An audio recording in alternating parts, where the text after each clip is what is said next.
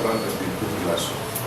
Tout simplement parce que nous considérons que les populations sont capables de produire de la connaissance. Et n'oubliez pas aussi, sur le cours introductif, vous l'avez vu, on a opposé la recherche participative à une recherche classique, conventionnelle, où il faut mettre en place des dispositifs très sophistiqués, très éloignés des populations. Donc, dans une recherche participative, le postulat de départ, c'est quoi? C'est que on décide d'apprendre des populations. La première théorie qu'il faudrait peut-être poser, c'est celle de Kurt. Comment ça s'appelle cette théorie? C'est la théorie de la dynamique des groupes. On a appelé Levin est un sociologue américain qui, après la Seconde Guerre mondiale, a beaucoup contribué à aider les États-Unis à pouvoir faire face à une crise alimentaire. Là-bas, au Sénégal, ils prennent la viande, les abats étaient concentrés. C'est le grand ensemble, le foie, le poumon, les index, c'était jeté. Donc, devant la crise alimentaire, ils devaient aider de manière sociologique les Américains à pouvoir comprendre qu'il était possible de manger des abats.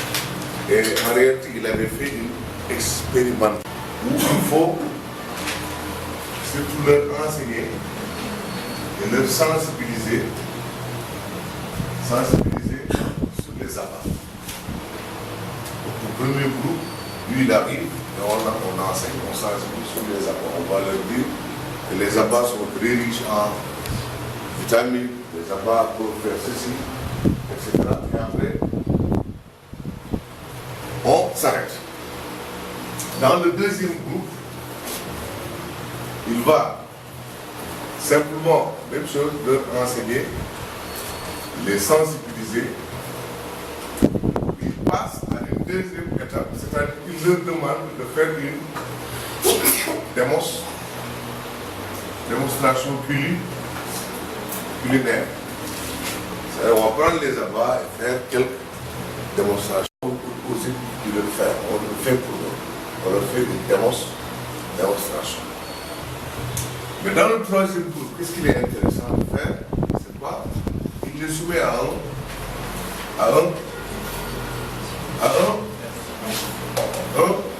questionnement sur les abats. Ok? Il les amène ensuite à faire de la recherche. C'est-à-dire, qu'est-ce qu'on peut faire avec les abats? Sur les tournages en eux-mêmes, ils vont partir faire de la recherche pour savoir qu'est-ce qu'on peut faire avec les abats. Ensuite, on fait une restitution. Ils vont restituer. Application.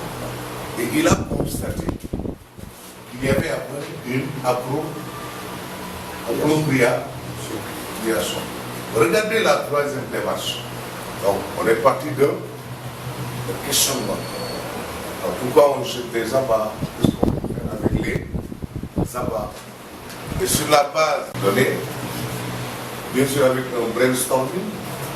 Le brainstorming, c'est-à-dire l'art d'accoucher des esprits. Les gens, là, la recherche, leur permettant de pouvoir savoir qu'est-ce qu'ils peuvent faire. Et ce qu'ils vont décider, c'est parti d'eux-mêmes. Ils ont librement choisi.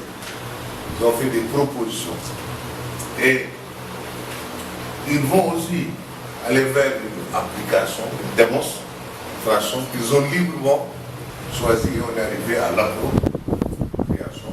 Et ce qui était intéressant dans ça, il finit par, si vous voulez, un peu bousculer les mentalités.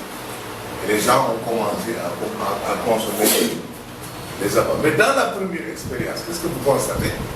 Les individus sont passifs. On vient, on explique, on leur montre et on s'en va. Ils ne s'en approprient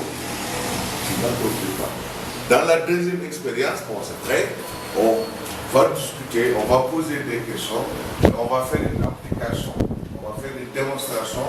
Nos livres ont choisi par les populations, mais il n'y a pas eu d'appropriation. Mais alors, oui.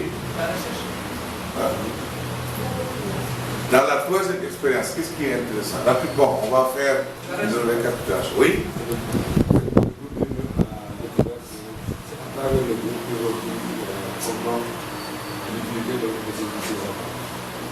Oui, le groupe découvre lui-même l'importance des abats, après s'être investi. Et quoi encore? Mais qu'est-ce que vous constatez dans la troisième expérience? C'est le questionnement. On pousse l'individu à réfléchir. On lui pousse, si vous voulez, à extérioriser un ensemble de connaissances. C'est ça qui est intéressant dans son dispositif expérimental. Ok? Et il les a aussi engagés à l'action. L'action, c'est la démonstration plurinaire. Et en les engageant à l'action, ils se sont appropriés des abats, donc ils vont aller à leur tour faire de la sensibilisation. Ok? Donc, si vous voulez, on avait posé ça la fois dernière, c'est que la recherche opérationnelle ou la réflexion collective doit déboucher sur de l'action. Qu'est-ce qu'il y avait avant la réflexion collective? Hein? L'écoute active. Je vous ai donné la fois dernière les 3 temps d'une démarche participative. Il y a l'écoute active, la réflexion collective et l'action collective. Et l'écoute active et les capitales. Donc on regarde ici dans son dispositif, vous voyez, le questionnement appelle un peu l'écoute active. Bon, si vous avez vu dans Socrate, il avait parlé de l'art d'accoucher les esprits. Socrate avait aussi posé ce débat, c'est-à-dire que l'homme n'est jamais nul dans n'importe quel domaine dans lequel il s'est investi. Il faut lui faire confiance et lui poser des questions. Socrate, il ne concevait rien, il ne théorisait rien, il amenait les gens à concevoir. C'est ça qu'on appelle le brainstorming. Ce qui est important, c'est quoi? C'est que ce qu'on a vu dans le cours introductif, vous devez vous-même vous en approprier en disant pour vos projets de développement, pour vos programmes de développement, le point de départ, c'est quoi? C'est que vous-même, que vous soyez capable de faire de l'écoute active. In English, we say, listen more than you speak. C'est extrêmement important. À partir donc de ce dispositif, nous pouvons sortir 3 leviers. Ici, c'est quoi? Faire pour. La première expérience, on peut dire que vous êtes dans le faire pour. Là, vous êtes l'expert. Faire pour les populations. C'est le faire pour. Ok? Dans la deuxième expérience, vous êtes dans une approche qu'on appelle faire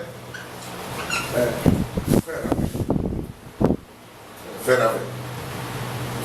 Bon, si vous êtes dans l'angle de l'évaluation de la participation, le faire avec est mieux que le faire pour. Alors, la troisième approche, vous êtes sur le laisser faire. Vous êtes sur le laisser faire. Allez, je vais peut-être, dans cet exemple, faire la démonstration avec le blanche. On va faire la démonstration.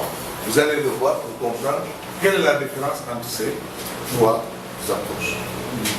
Bon, nous sommes là, je suis l'expert de développement. Il est le représentant de la population. Regardez, c'est très simple. Je pose ici un marqueur.